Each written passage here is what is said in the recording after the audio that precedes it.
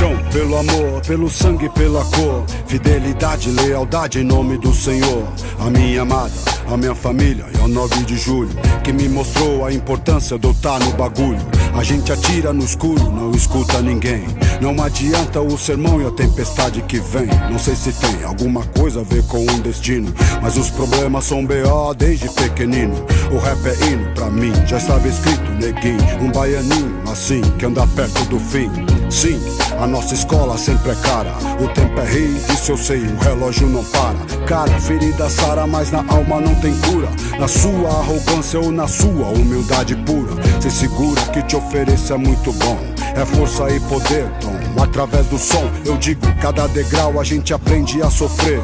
Viver, morrer, sorrir e a chorar. Chorar pelo passado, pagar pelos pecados. Contando cada sombra no seu sonho atormentado. Acorrentado, sei lá, drogado se pá. Enfraquecido, injustiçado, se afogando no mar. Eu tô lá, lado a lado com a fé no coração. Nem que pra isso eu amanheça dormindo no chão, meu irmão.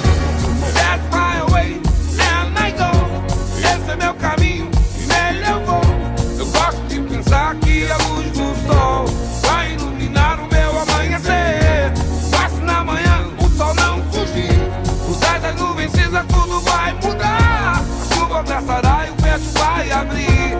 A luz do novo dia sempre vai estar pra clarear você, pra iluminar você, pra proteger, pra inspirar, pra alimentar você, pra clarear você, pra iluminar você, pra proteger, pra inspirar e alimentar você. Revolução se aproxima, se prepare.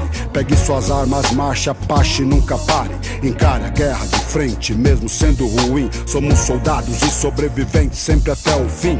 Olhe pra mim e veja o quanto eu andei. Envelheci, eis-me aqui, nunca abandonei.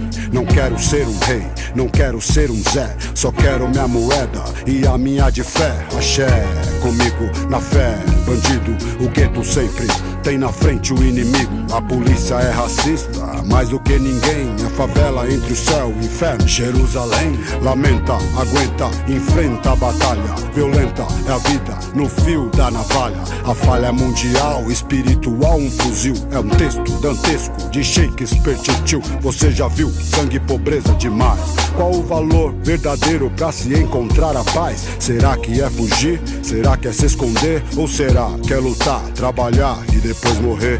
Pode crer, veja você, vários elite na disposição, situação e no apetite. Acredite que você pode chegar no fim do arco-íris e um pote de ouro encontrar.